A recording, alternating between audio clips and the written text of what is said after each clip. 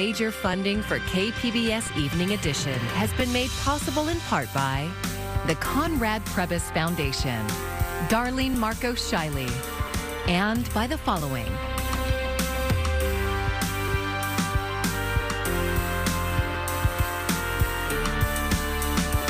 And by viewers like you. Thank you. Good evening. It's Tuesday, March 22nd. Thanks for joining us. I'm Maya Trabulsi. You've heard the saying, there's a new sheriff in town. Well, tonight, San Diego County has an interim one, but not without blowback, despite being chosen unanimously by county supervisors. Details now from KPBS reporter John Carroll. The board had three people to choose from: Michael Barletta, a retired commander from the Sheriff's Department; Edwin Brock, a retired lieutenant from the department who now serves as police chief in the town of Arvin in Kern County; and Anthony Ray, who's currently an assistant sheriff here, overseeing courts and human resources. We want in that place for the Attorney General, Rob Bonta, to take over in this interim period of 9 to 10 months. That view was shared by several people who testified to the board, a vote of no confidence in any of the candidates. Their main issue is the amount of deaths in county jails. San Diego County has had the highest jail mortality rate among California's largest counties for years. After some questioning of the candidates, the board voted and it was unanimous. The results are that Anthony Ray received 5 votes from all 5 supervisors. After the Board of Supervisors made their decision, a group of racial justice advocates held a news conference here in front of the county admin center. They were not happy. Take this seriously. Don't wait for the next 1, 2, 3, 4, 5 people to die before you take this seriously and intervene.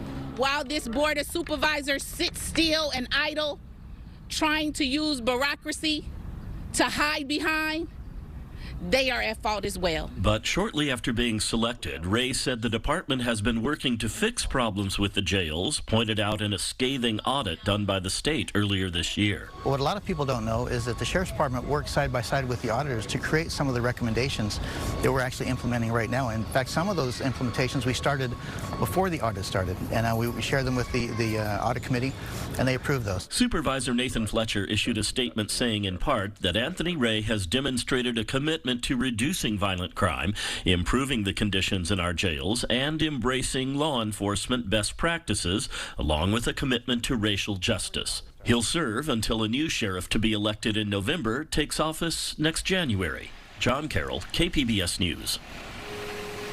It's World Water Day, and the city of Oceanside celebrated in a big way by debuting the first advanced water purification facility in San Diego County. KPBS North County reporter Tanya Thorne gives us a look. Water that was once imported from hundreds of miles away will now be supplied locally. Pure Water Oceanside is the first facility of its kind to go online in San Diego County. It uses advanced technology to turn recycled water into locally sourced, clean and safe drinking water. Here we are 2 years later with a finished and operating facility that's already purifying water.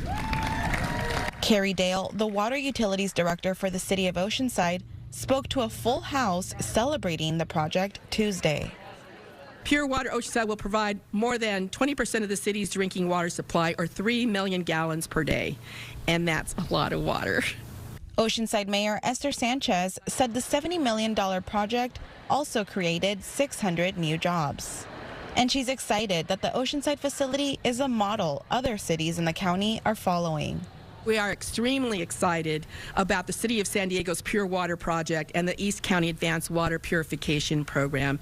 These projects, along with Pure Water Oceanside, supplement our local water supply, increase the reliability, and improve sustainability in our region. Congressman Mike Levin, a supporter of the project, said Pure Water Oceanside is an investment for future generations and industries. We simply lack the natural rainfall to support the population that we have, not to mention future generations and industries like biotech, manufacturing. I'll throw craft brewing in there, because we know that our water demands will only continue in the years ahead. Tanya Thorne, KPBS News. Several countries, including the UK and China, have been seeing rising rates of COVID cases. Wastewater monitoring at the Point Loma sewage treatment plant is showing a slight uptick here, indicating a possible new wave of the pandemic, which could be attributed to the BA.2 subvariant of Omicron. The University of California, San Diego campus has been testing wastewater since early on in the pandemic. The information gathered is used as an early indicator of a surge, as is what was happening overseas. Historically, the virus begins to show up in wastewater between 1 to 3 weeks before our case numbers rise. Last week, the monitored data has taken an uptick. We're cautiously optimistic we'll see less of a bump here in Southern California, where we have pretty good vaccination rates. Longhurst suggests anyone who is more susceptible to severe disease from COVID-19 should consider increasing precautionary measures like distancing and masking. Hundreds of City of San Diego employees are finding out this week that their coronavirus vaccine exemptions were approved.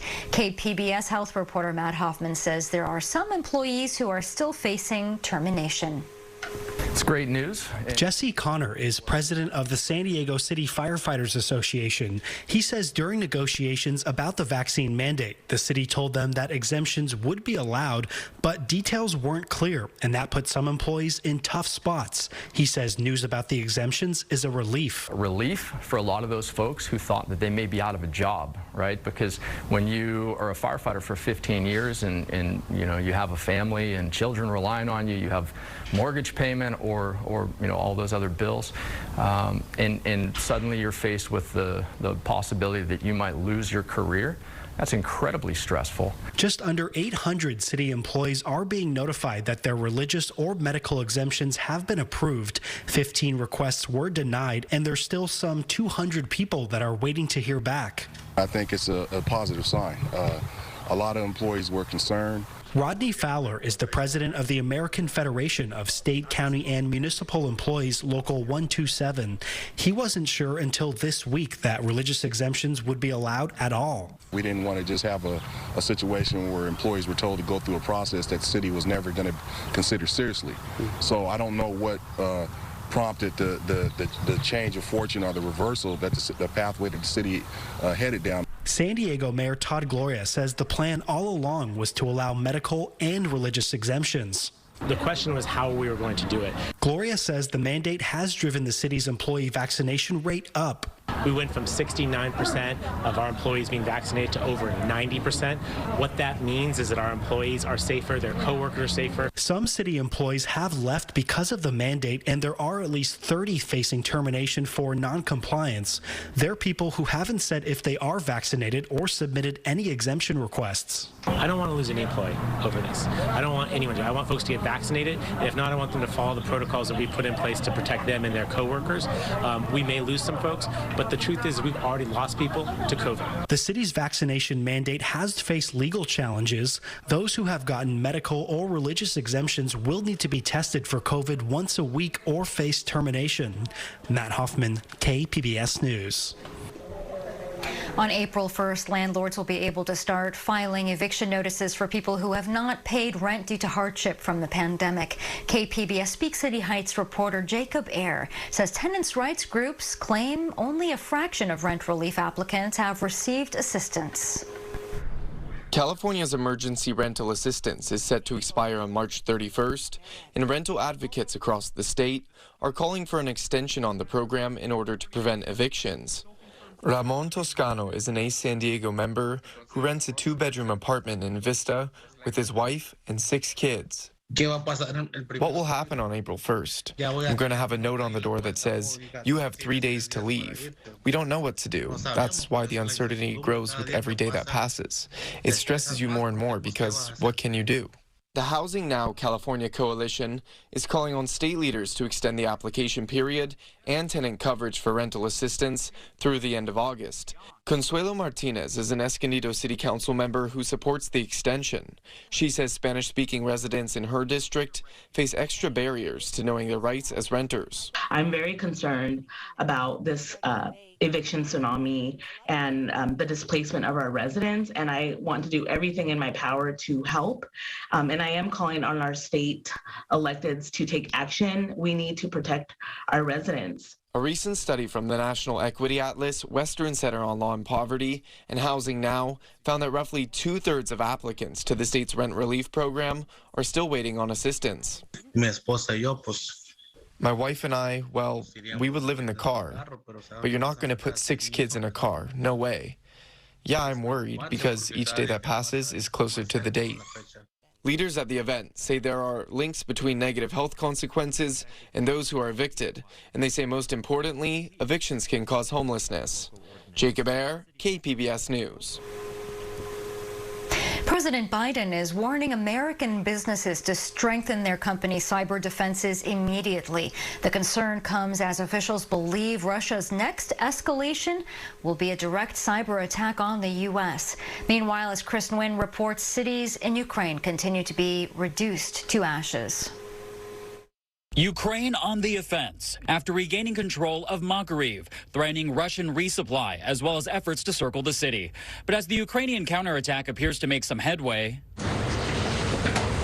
U.S. officials now believe Russian President Vladimir Putin's next escalation could be a direct cyber attack on the United States. We are constantly monitoring our own critical infrastructure here at the Pentagon and throughout the U.S. government to make sure that we can remain resilient against a cyber attack. An urgent warning to American businesses to strengthen their cyber defenses immediately. The president has been very clear. If we're attacked in cyberspace, there will be consequences for that. The Biden administration says the private sector can guard against cyber attacks by using multi-factor authentication and changing passwords across networks. The alert comes as Russia continues its assault. In the moment and each day Mariupol is destroyed more and more. Till now, in our estimation, about 90% of our infrastructure is damaged and destroyed. The southeastern port city of Mariupol, once home to more than 450,000 people, now reduced to rubble. Families fleeing for their lives, unsure of where to go. I'm 84, and this was the first time in my life when I felt horror. I couldn't believe it happened. It was just a shock. Chris Nguyen, KPBS News. Senators turned up the heat during day 2 of the Supreme Court nomination hearing of Judge Ketanji Brown Jackson. If confirmed, she would be the first African-American woman appointed to the High Court. More now from reporter Gloria Pazmino. Judicial philosophy and a focus on her record as a public defender. It was all part of an intense day of questioning for President Joe Biden's Supreme Court nominee, Ketanji Brown Jackson. When I get a case, I ensure that I am proceeding from a position of neutrality. Jackson responded to criticism from Senate Republicans that she had so far been vague about her judicial philosophy. It's very important that judges rule without fear or favor. Republicans focused on some of her work as a federal public defender. Now let's talk about being a public defender. Did you consider that rewarding? Senator, yes, I did, because public service is very important to me. South Carolina Senator Lindsey Graham was critical of the process so far, and he suggested there is a double standard when it comes to confirmation hearings. If you're an African-American conservative woman, you're fair game to have your life turned upside down. If you express your faith as a conservative, all of a sudden you're an effing nut. And we're tired of it. Judge Brown is expected back on the Hill Wednesday for a second day of questioning. Gloria Pazmino, KPBS News. A San Diego appellate justice is set to become the first Latina to serve on the California Supreme Court. Patricia Guerrero's appointment was confirmed today by the Commission on Judicial Appointments. An evaluation found the Imperial Valley native to be, quote, universally lauded for her superior intellect, clear writing, judicial temperament, work ethic, and compassion. Governor Gavin Newsom is scheduled to swear her in on Monday.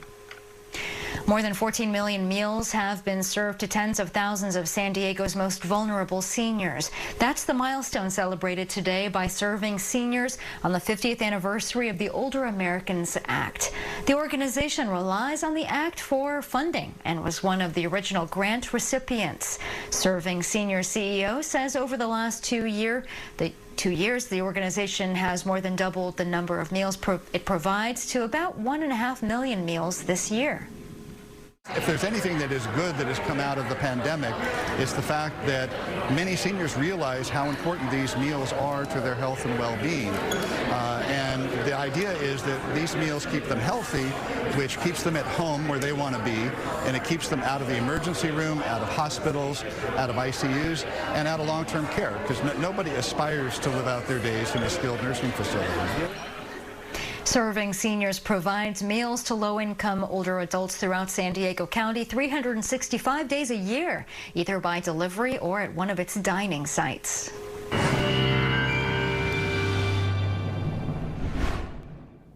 A very comfortable few days ahead here for the folks around San Diego County. Warmer midweek, but we cool off a little bit by the weekend.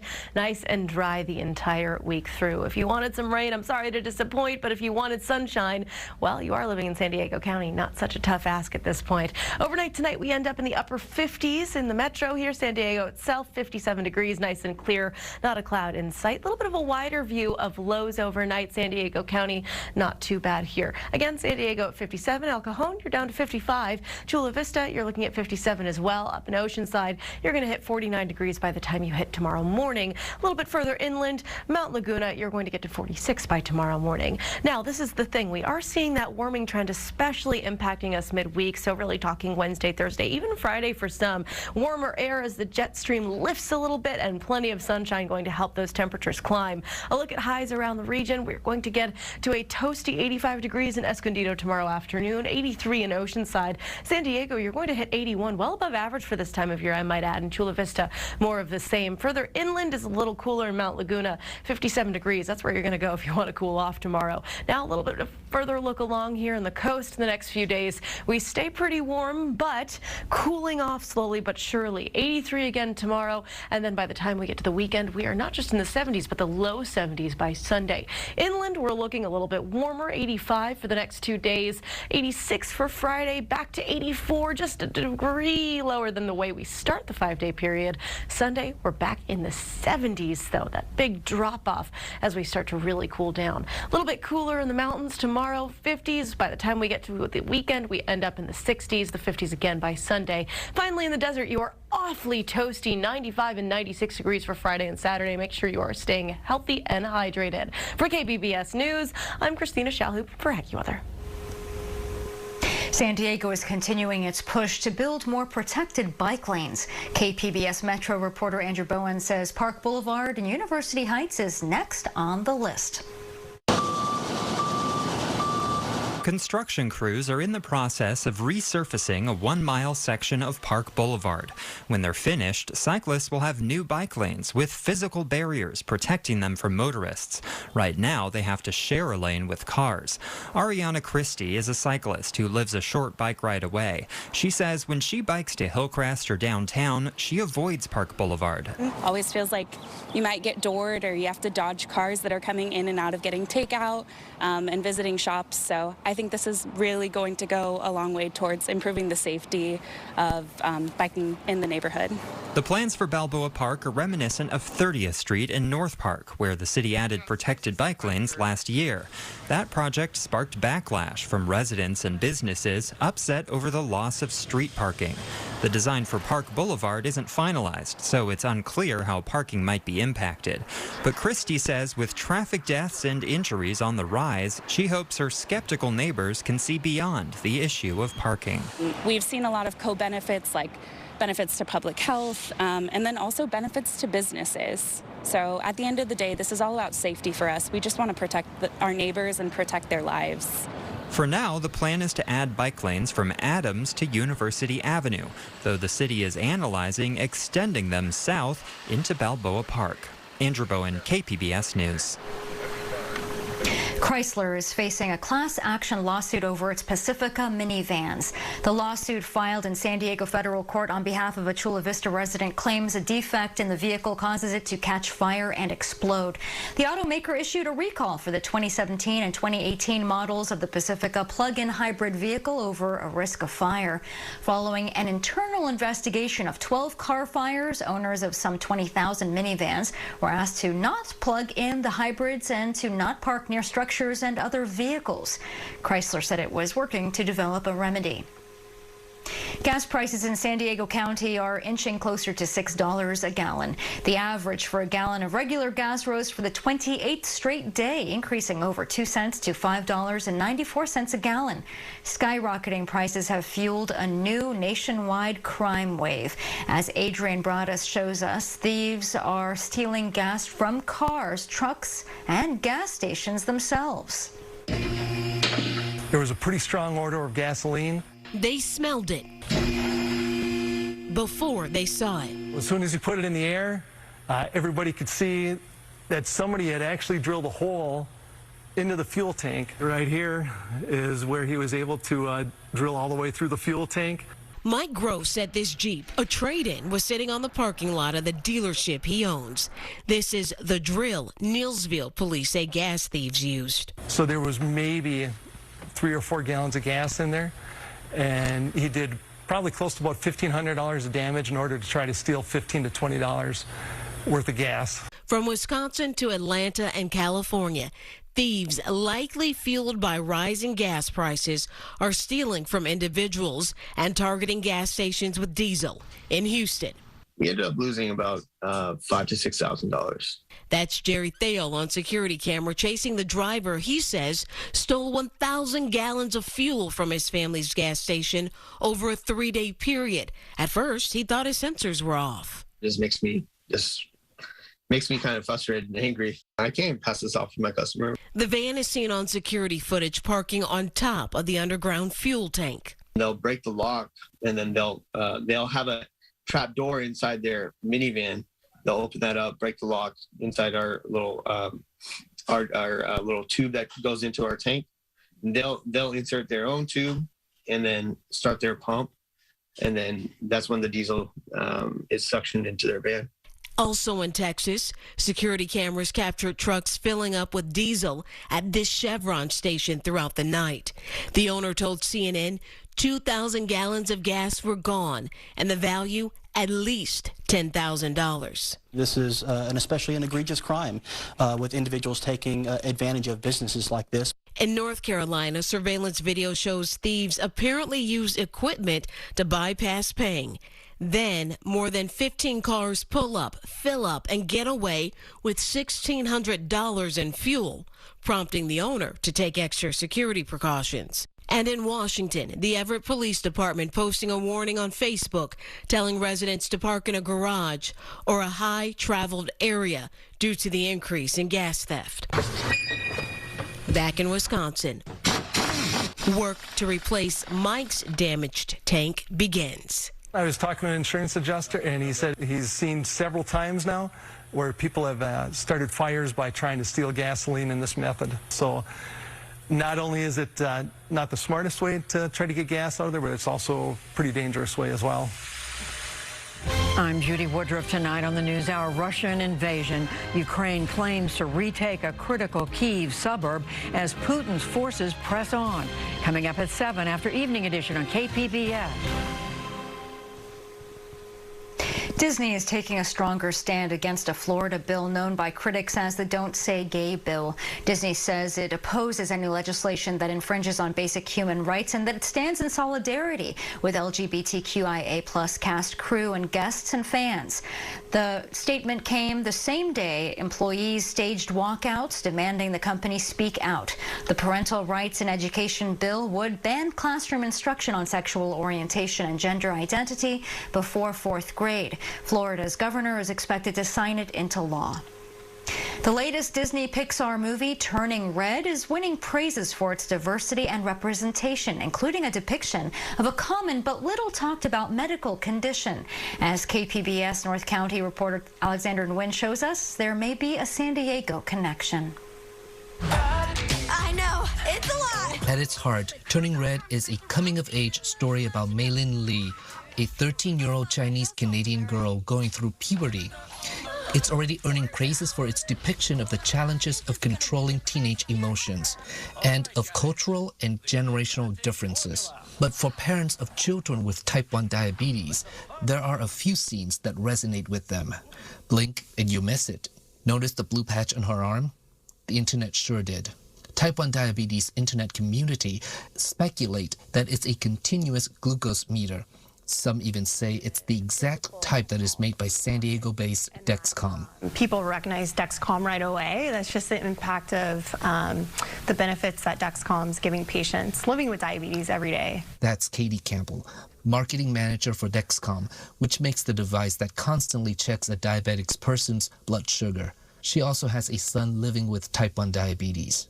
I think sometimes when you have a kid living with type 1, it's really hard to find that representation and find that moment to let him know, hey, there's other people out there like you. That's exactly how Skylar Frazier felt when she saw the movie. When I first saw it, I was like, they do that now because they never been doing it. Skylar's mom, Anicia, says she's been watching the movie nonstop, and they noticed the patch right away. She was newly diagnosed when we saw that, and it just seemed like everything working together in order to make her feel comfortable. Anytime that you have a broad representation in pop culture, in the, something that people can see, that just helps children's identity. Linda Brault is a director at WestEd in San Marcos. She specializes in making education inclusive for children with disabilities and health conditions. She says representation matters. It does make a difference for people who themselves can see themselves on screen. Pixar says the inclusion of diabetic characters was intentional, but since the movie was set in the early 2000s, the patch shown is an insulin infusion set. Dexcom device went on the market in 2006. Turning Red can now be streamed on Disney+. Alexander Nguyen, KPBS News. And that's our show for tonight. You can find tonight's stories on our website, kpbs.org. Thanks so much for joining us. I'm Maya Trabulsi. Good night. Major funding for KPBS Evening Edition has been made possible in part by the Conrad Prebys Foundation, Darlene Marcos Shiley, and by the following.